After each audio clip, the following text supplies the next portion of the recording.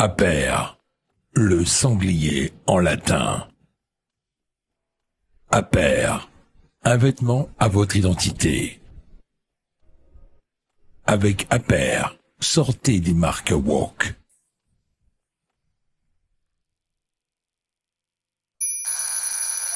Ligne droite. Le grand réveil.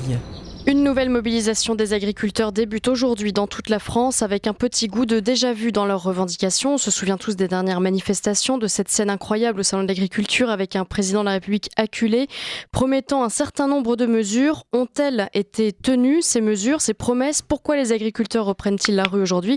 C'est le sujet de ce grand réveil avec nos trois invités, Patrick Legras, Lionel Candelon et Guilain Benessa. Bonjour messieurs. Bonjour. Et merci beaucoup d'être avec nous. Alors Patrick Legras, vous êtes porte-parole de la coordination rurale, Lionel Candelon, président de la coordination rurale du Gers, et Guilain Benessa, on commence à vous connaître. Vous êtes notamment l'auteur de On marche sur la tête, coécrit avec Guillaume Bigot en mai 2024 aux éditions L'Artilleur. Je vous propose, Patrick Legras, peut-être de nous présenter la coordination rurale. Il y a plusieurs syndicats agricoles, la FNSEA, les jeunes agriculteurs, la Confédération paysanne. Qu'est-ce qui vous distingue des autres, vous, à la coordination rurale ? Alors, la coordination rurale est un syndicat qui a été créé au moment de la PAC en 1992, avec une partie en fait des agriculteurs de la FNSEA qui ne souhaitaient pas rentrer dans ce carcan des aides PAC. Et donc, nous avons fait notre chemin. Aujourd'hui, nous représentons à peu près 25% des agriculteurs. Enfin, ça, c'était aux dernières élections chambres. Ouais. Mais surtout, on a une volonté de défendre l'agriculteur de base, non pas l'agro-industrie. C'est ce qui nous différencie essentiellement du syndicat qui aujourd'hui représente, je dirais, l'agriculture auprès des pouvoirs publics, c'est-à-dire auprès du gouvernement. Lionel Candelon, je vois que vous êtes déjà au travail, si je ne m'abuse. Oui, le réveil a été tôt ce matin, comme tous les matins. Hein. On s'adapte, moi je suis éleveur de canards, donc on s'adapte à nos animaux. Ouais. On est debout de bonne heure, on se couche très tard et voilà, c'est comme ça, c'est le métier, on aime ça, donc c'est pas un souci. Ouais. Alors vous étiez déjà très mobilisé il y a quelques mois dans vos régions, dans le Gers en particulier, et même en itinérance avec ces convois de tracteurs qui traversaient la France. Vous attendiez beaucoup de cette mobilisation. Finalement, qu'est-ce que vous avez obtenu en un an, Lionel Candelon ? Rien, absolument rien. Aujourd'hui, rien n'a été acté de ce qu'on a déposé sur les tables au mois de janvier. Localement, on a obtenu certaines choses avec certains préfets, mais ça reste néanmoins que des pansements et des rustines. Aujourd'hui, ce qu'on attendait du gouvernement n'a absolument pas été mis en place depuis le mois de janvier. Michel Barnier a assuré que toutes les promesses seraient tenues, que la dissolution de l'Assemblée nationale avait interrompu certaines études de projets, de lois, etc. Vous y croyez un peu quand même, Lionel Candelon ? Non, moi j'y crois plus. On croira quand on aura des actes signés et des actes qui concrètement qui démarrent. Gabriel Attal avait fait exactement les mêmes promesses au mois de mars sur une botte de paille. Et aujourd'hui, force est de constater qu'on nous a bananés. Alors oui, peut-être l'histoire de l'Assemblée nationale a tout mis un peu en suspens cet été. Mais c'est pas parce qu'on a une Assemblée nationale qui est dissoute que le gouvernement ne peut pas acter des choses. Aujourd'hui, on va dire la goutte d'eau qui fait déborder le vase, c'est le Mercosur. Mais on crevait bien avant ça. On a perdu plus d'1 million d'agriculteurs en l'espace de 30 ans ou 40 ans en France, et ça continue de tomber comme des mouches aujourd'hui. On a des jeunes installés de l'année ou de l'année dernière qui nous appellent tous les jours dans la détresse absolue parce qu'ils ne savent pas comment payer les factures cette année en fin d'année. Donc aujourd'hui, il y avait urgence déjà au mois de janvier. On avait promis une colère monstrueuse en fin d'année si ça n'avait pas avancé, et aujourd'hui, rien n'a avancé. Ouais. Guilain Benessa, On marche sur la tête, c'est le titre de votre dernier livre coécrit avec Guillaume Bigot. Vous diriez aujourd'hui qu'on marche sur la tête encore plus qu'il y a un an ? Vous savez, pour être clair, les propos de M. Candelon à l'instant, je ne le connais pas, je ne suis pas éleveur de canards, je n'ai aucune leçon à donner en la matière, mais c'est la raison pour laquelle il y a un an, j'ai pris la plume parce qu'on entendait beaucoup de choses sur l'Europe, on entendait beaucoup de choses sur la difficulté des agriculteurs et de plein d'autres gens, en fait, hein, à survivre dans un contexte comme celui de l'Union européenne, du Mercosur et tout ça. Et c'était justement de dire qu'on marche sur la tête, parce qu'on marche sur la tête depuis longtemps, depuis très longtemps, en fait, et ça ne fait pas un an que le bordel a commencé, ça ne fait pas un an que les promesses ne sont pas tenues, ça ne fait pas un an qu'on découvre qu'il y a un problème. Donc, déjà, d'une part, juste un mot sur la dissolution, de prétendre que la dissolution de cet été a joué un rôle dans une souffrance, une complexité, un caractère ubuesque de tout ce qui est posé, je veux dire, depuis longtemps par l'Europe, et pas que par l'Europe, hein, par les contraintes générales, c'est prendre les gens pour des cons. Hein, je veux dire, faut être clair, ça ne peut pas servir d'excuse pour ce qui n'a pas été fait depuis un an. Maintenant, en 2 secondes, le fait qu'on marche sur la tête, qui était le slogan d'alors déjà des agriculteurs, c'est parce que on a somatiser des idioties, des complexités, des imbécilités qui ont été présentées depuis longtemps comme logiques et comme rationnelles.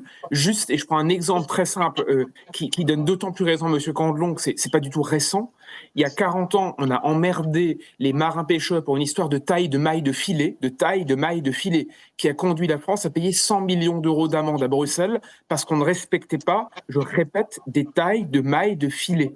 Donc, 40 ans plus tard, si on nous explique qu'on n'avait pas prévu la chose, alors que justement, il y a déjà 40 ans, tout ça était là dès les années 80, avec des questions précises qu'il fallait régler et qui n'ont jamais été réglées, il faut vraiment être naïf pour croire qu'en un an, la moindre promesse pourrait être tenue, d'autant plus que lorsqu'on veut faire bouger les choses, curieusement, on y arrive, mais on ne peut pas, comme Emmanuel Macron le fait, dîner le lundi avec Alexander Soros, qui est quand même le pape de la mondialisation, et nous jurer le mardi qu'il va tenir toutes ses promesses sur la question agricole et toutes les autres questions, alors que depuis un an, en réalité, tout est en sommeil depuis janvier 2024. Patrick Legras, donc ça ne fait pas un an évidemment que ces problèmes existent. Depuis quand et qu'est-ce qui a fait surtout plonger l'agriculture durant ces dernières décennies? Parce qu'on peut, je pense, parler de décennies et non plus d'années. En fait, ce qui a fait plonger le système agricole français et européen, c'est la mise en place de la PAC. Il faut savoir qu'au niveau de la PAC, la mise en place au départ, c'était une compensation pour pas qu'il y ait d'inflation pour le consommateur, avec une compensation de prix à l'agriculteur. Et aujourd'hui, pour faire court, 30 ans après déjà, quand on dit qu'on touche beaucoup, le volume de la PAC est resté le même. L'agriculteur a perdu en moyenne 50% du volume de compensation. Donc, ils sont partis, vous chercherez au niveau des journalistes, ils sont partis dans des associations, dans de l'agro-industrie, dans des villes. Enfin, c'est devenu le panier de crabe complet. Et en plus, nous, depuis surtout 10 ans, on a eu une hécatombe d'agriculteurs et une hécatombe aujourd'hui de pression avec des normes. Pour vous dire, aujourd'hui, le monde agricole, c'est à peu près 200 000 normes. Et celles qu'on avait pris au printemps, c'était ubuesque. Par exemple, c'était 14 normes sur les haies. Mais voilà, aujourd'hui, on est suivi par satellite. Quand on a un contrôle, c'est dans les 24 heures et on a l'OFB avec des gendarmes qui descendent. On est pire que des criminels ou des vendeurs de drogue.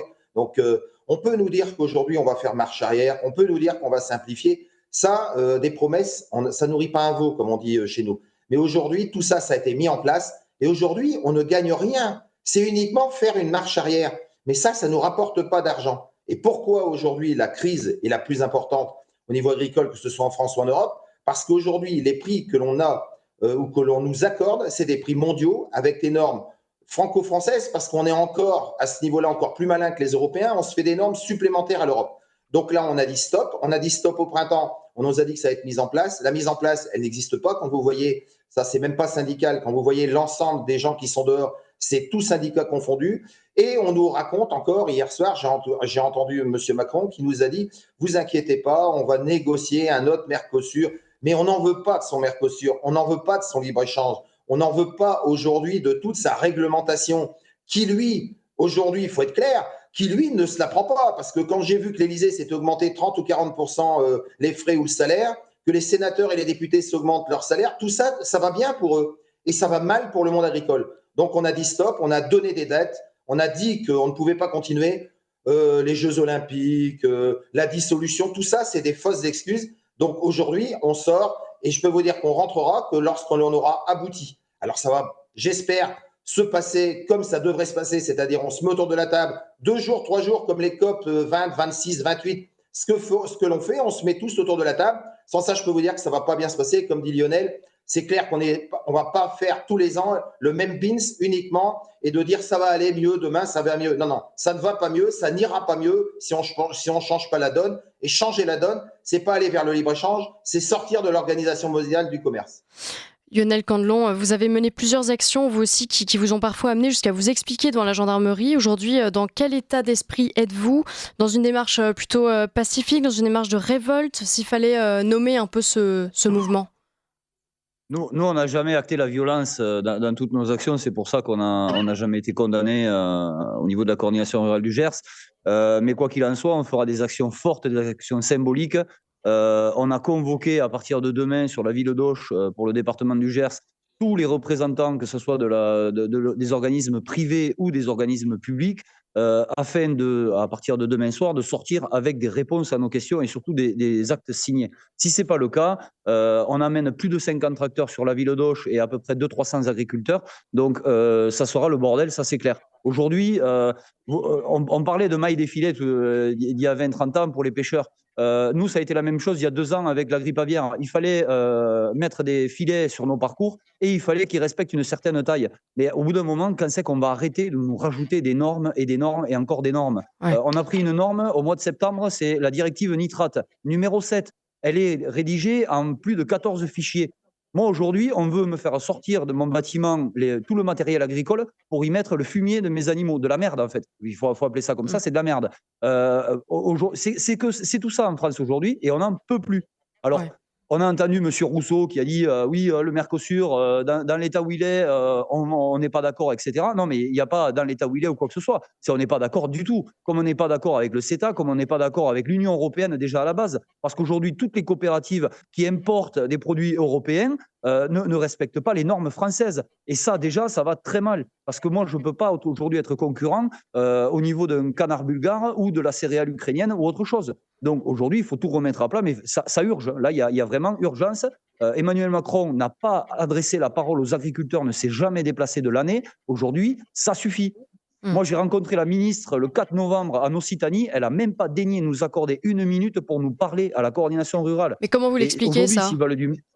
S'ils veulent du mépris, on va en donner, ce n'est pas un problème. Mais je l'explique, ça fait 40 ans qu'on a la même cogestion en France entre le syndicat majoritaire de la FNSEA, qui est dirigé que par des gens qui sont complètement déconnectés, parce que quand vous touchez 200-300 000 € par an, vous ne pouvez pas comprendre ce que c'est de faire les fonds de tiroir à la fin du mois, ce n'est pas possible. Moi, j'ai des agriculteurs aujourd'hui qui ne peuvent pas payer la nourriture pour leurs enfants alors qu'ils sont censés nourrir la France. Alors oui, aujourd'hui, ce sont les agriculteurs qui sont affamés. Et si demain, eux, ils meurent, c'est la population qui sera affamée. Donc aujourd'hui, il faut y aller. Et il faut que le gouvernement, s'ils ne prennent pas acte demain qu'il y a des choses à faire et dans l'urgence et immédiatement, eh bien, nous, on ira lui montrer qu'aujourd'hui, ça suffit. Il y en a marre. Hein. Guilain Benessa, aujourd'hui, l'un des grands adversaires des agriculteurs français, semble être en tout cas l'Union européenne. Puis il y a toutes ces normes, évidemment, mais souvent impulsées quand même par l'Europe. Est-ce qu'un retour sur l'accord de libre-échange avec le Mercosur est possible? Est-ce qu'on est obligé de le signer, cet accord? Alors, vous savez, le Mercosur est un laboratoire maintenant. Alors, je suis désolé de le prendre froidement comme ça aujourd'hui, assis sur mon cul, mais je suis obligé de réfléchir juridiquement et politiquement. Concrètement, le Mercosur, je dis, on est au milieu du gué parce que, alors pour être clair, Maud, rien ne nous oblige de le signer. Rien. On peut ne pas le signer, on peut s'asseoir dessus, on peut discuter 20 ans, on peut faire ce qu'on veut. Le problème, il est très simple, c'est qu'on a beau pas le signer, si l'Europe décide à la majorité en gros d'en adopter le volet commercial, donc de faire un traité de libre-échange sur le volet strictement commercial de l'affaire, je l'avais déjà expliqué sur votre antenne, dans ce cas-là, on se retrouve avec un traité qui passera à la majorité, quand bien même la France serait susceptible de s'y opposer. Ce qui veut dire qu'on se retrouve dans un panier de crabes où on dépendrait, si le volet commercial devait être identifié, scindé du reste, on se retrouverait dans un traité durant lequel Emmanuel Macron ne pourrait rien faire, puisqu'on serait obligé, à peu de choses près, il y aurait une possibilité de blocage extrêmement compliquée, mais on serait obligé de bouffer le Mercosur, quoi qu'il en soit. Ouais. Donc le problème, il est très simple. D'une part, ça fait 1 an qu'Emmanuel Macron le sait. Alors, je sais que le fond du débat n'est pas les mensonges d'Emmanuel Macron, mais il le savait très bien il y a 1 an que de toute façon, on serait mal barré puisqu'on était dans une configuration dans laquelle il faut faire avec cette histoire de majorité. Ça, c'est le premier point. Deuxième point, ça veut dire que la vraie possibilité de nous y opposer, c'est d'aller au combat, d'aller au carton. Ça veut dire d'avoir un président de la République qui fait feu de tout bois, qui s'oppose à l'Union européenne, qui s'oppose à l'impératrice Ursula, qui s'oppose à la Commission au nom des impératifs de la France. Ça veut dire qu'un président europhile comme Emmanuel Macron devrait d'un coup devenir le porte-parole des agriculteurs pour faire le boulot à Bruxelles. Alors je sais qu'on peut croire en tout dans la vie, que de temps en temps l'impossible est rendu possible, mais je suis très sceptique quant à l'idée qu'il aille au fond. Je pense plutôt que malheureusement il va dire c'est la faute à l'Europe alors qu'il le savait depuis le début, pour mieux vendre un Mercosur et se retrouver à ne pas être en première ligne alors que c'est lui le responsable depuis le départ. Donc concrètement, il faut espérer qu'il aille à l'épreuve de force. Il faut espérer qu'il fasse une politique de la chaise vide. Il faut espérer qu'il fasse plier l'Europe, y compris les Allemands qui, eux, veulent absolument du Mercosur. Voilà la situation. Patrick Legras, il nous reste 2-3 minutes. 88% des Français vous soutiennent dans vos mobilisations. Pour autant, est-ce que vous attendez quelque chose des Français, de vos compatriotes ? Comment pourrait-il vous aider dans vos contestations, dans votre mobilisation ? Est-ce que ça doit passer par un soutien général, par une consommation différente ? On parlait souvent de ça d'ailleurs, de changer sa consommation pour soutenir les agriculteurs. Est-ce que c'est réel, ça ? Alors, pour conforter ce que dit Guylain, je pense que sur le Mercosur et en général sur la politique agricole pour la France, on n'a pas l'homme et on n'a pas les gens qu'il faut. C'est-à-dire qu'aujourd'hui, on a un mondialiste à notre présidence, on a un européiste convaincu en Premier ministre, et donc on va être obligatoirement soustrait d'aller au combat. Ça, c'est le premier point. Pour changer l'alimentation, ou quand vous dites sur les gens ce qu'ils doivent faire. Non, le problème, c'est pas les gens. Les gens, on doit les informer. Aujourd'hui, ils ne sont pas fautifs. Ceux qui sont fautifs, c'est ceux qui nous trompent. Aujourd'hui, comme disait Lionel, lorsqu'on achète de la marchandise, si cette marchandise qui vient d'Ukraine, qui vient de Roumanie, qui vient des États-Unis, elle est retravaillée en France, elle porte le nom fabriqué en France, donc produit français. C'est de la tromperie. Cette tromperie, elle n'est pas faite par les agriculteurs, elle est faite par les industriels en connivence avec les politiques. Donc aujourd'hui, comme on dit, il faut remettre sur la table, trouver la solution, c'est facile. Ce que ne veut pas aujourd'hui le gouvernement ou le président de la République, c'est de faire des colloques, c'est très simple, 2 ou 3 jours, tout le monde autour de la table, avec vous, les journalistes, comme ça au moins ça sera divulgué, et on prend des décisions. Mais là, on va voir Pierre, on va voir Paul, on attend 3 mois, on va voir, on dit c'est l'Europe, on dit c'est le Brésil, on dit c'est les États-Unis. C'est du foutage de gueule. Il n'y a pas d'autre mot, c'est du foutage de gueule. Sauf qu'en face, vous avez une population qui maintenant est au courant grâce à vous, et vous avez des agriculteurs qui n'ont jamais été tant motivés pour se sortir de la merde, parce que c'est le cas. Plus de 50% sont dans la merde financière, et aussi pour essayer de créer une agriculture pour demain, c'est-à-dire pour toute la nouvelle génération. Donc aujourd'hui, le baratin de dire que c'est de la faute des autres, non. Aujourd'hui, c'est comme j'ai pu dire et d'être vulgaire, c'est qu'il faut qu'il y ait un moment donné, on ait des politiques qui aient des couilles. Ça, c'est vrai que ça se perd. Ce qu'il faut, voilà, il n'y a pas d'autre solution. Et s'ils ne les ont pas, je peux vous dire une chose, c'est que le monde agricole les aura pour eux. Se sortir de la merde, c'est le vœu des agriculteurs aujourd'hui. Merci beaucoup à tous les 3 d'être intervenus sur notre antenne. Écoutez, on va suivre vos mobilisations, vos actions, bien sûr, qui commencent aujourd'hui, qui ont commencé d'ailleurs il y a quelques jours en réalité. Ça commence pas vraiment aujourd'hui. Merci à tous les 3, Patrick Legras, Lionel Candelon, Guylain Benessa, et à très bientôt.